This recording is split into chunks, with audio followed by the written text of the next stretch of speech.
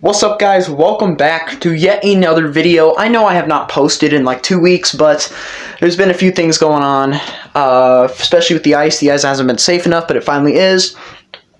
So today we went out on the lake. Hopefully we catch some fish. Stay tuned. Alright guys, made it out on the ice right here. I got 3 initial setups I'm going to be using. One, I have a Rapala jigging wrap. I have a little tungsten jig. Then on the other rod, I have a Swedish pimple in 1/4 ounce. I'm probably going to start off with the tungsten jig. I have a little trout magnet trailer on there. 6-pound monofilament line. And we're in about 5.5 feet of water here. We're on this cove that comes into the lake here. And it seems like a pretty good point for predatory fish to be cruising. So I'm actually out here going for bass for the first time this year. So we're going to see how that pans out. And there's a lot of hydrilla down there. I just picked up some. That's what it's looking like. Pretty healthy actually for this cold water. I'm surprised. Alright guys. Since I have 3 rods here, I'm changing them out quite a bit. I think I'm going to go to the Swedish pimple. Drop him down there. Oh man, was that grass? Yeah, that was grass. For a second I thought I had a freaking bass on there. I was like, what the hell? That's what those bass do, they'll just take it. Now I fish this lake a lot in the summertime, so I know kind of where the deep pot spots are this lake. I know where a lot of the grass is. This lake literally rarely gets over 20 feet. There's tons of grass around this lake everywhere, which is great habitat for the muskie and bass that are in here, but there's a lot of other species in here too. There's bass, there's walleye, catfish. There's a few species in here. Here, let me check the depth over there. Alright guys, we're actually going to go check the depth. What? Got a half an hour on that hole.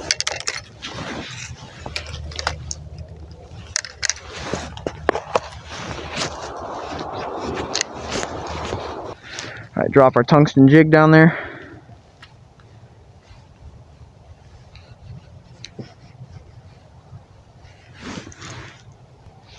And if this doesn't work, obviously we might go drill another hole. I'm not sure, but we'll see. Alright. Let's try something different here. Let's try my jigging wrap. See how that turns out.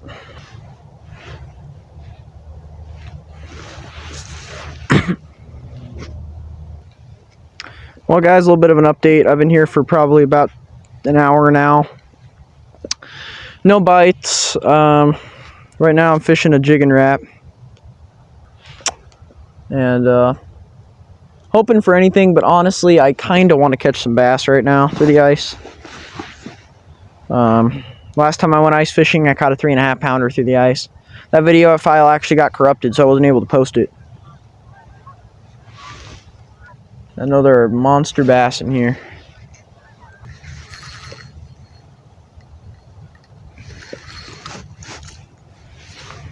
Wow. Thought I had a fish on for just a moment, but look at that. A lot of hydrilla there.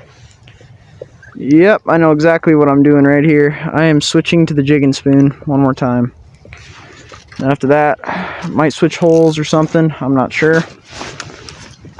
But we're going to see. I'm going to go over to my other hole.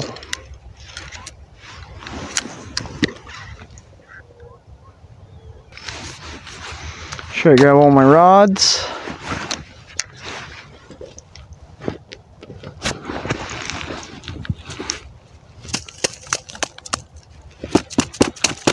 This is actually the first hole that I drilled. I'm going to go over here see if we can't do any damage. Alright. Made it to next spot. Hole's actually icing up. I'm going to make sure I get all the ice out of the hole. That way it doesn't fray my line. Alright. Set all my rods down. Going back to the old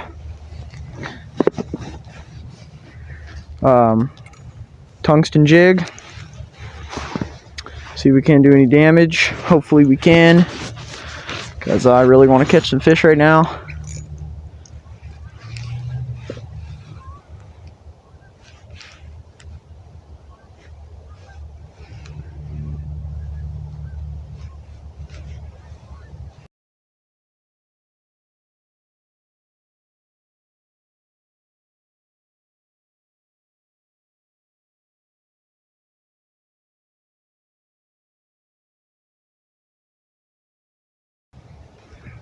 Alright. Been fishing for quite a while now. Literally have not had one bite. I'm pretty annoyed actually. Usually I get a few bites when I'm fishing over here. Alright. Back to the spoon. That's why I bring multiple rods. Sometimes I like to alternate. Just makes it a little bit easier.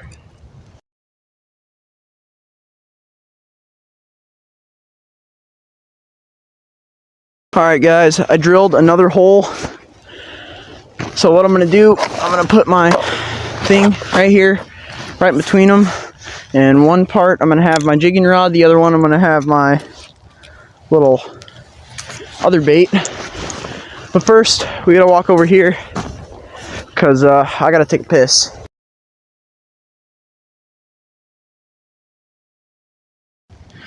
I got two different setups here.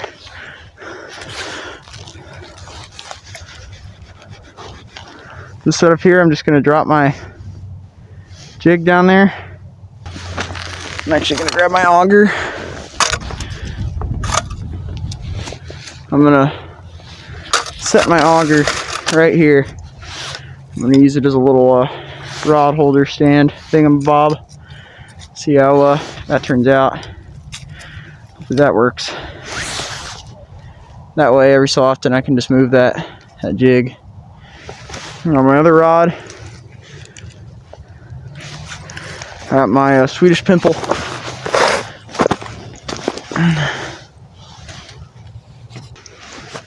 Operating two rods at once, guys, isn't really that easy, I'll tell you what. It's actually a little bit difficult. So, let me show you guys what I'm doing right here. So, I don't know if you guys have heard of this, but it's called Spike It. It's my favorite dye scent. Basically how it works is you open up a bottle, you take your bait, you stick it down in there, and basically what it does is it dyes it and it gives it a garlic scent to it. And I've used this a lot, and it actually works surprisingly well. I am very surprised how good this actually works. So what you do, you just open up your Spike It, take a whiff. Oh, man, that's nasty. Take a whiff, and what I like to do on these tungsten jigs, since I only use the tungsten jigs while ice fishing anyways, is I just like to grab it, and I just like to dip the whole damn thing in there. Let it soak for a sec. Alright, pull it out. And now that thing is going to be completely flourishing with scent. Boom. And the light penetration under the ice isn't as good either, so that chartreuse dye is actually going to hopefully help them notice the bait a little bit better. Believe it or not, you can actually see a scent cloud after I drop that bait down. So, I mean, we should have quite a bit of luck on this, I would hope.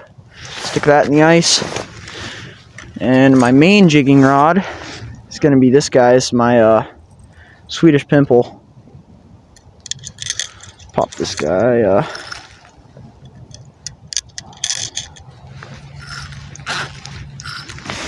Alright, here we go. Drop back down.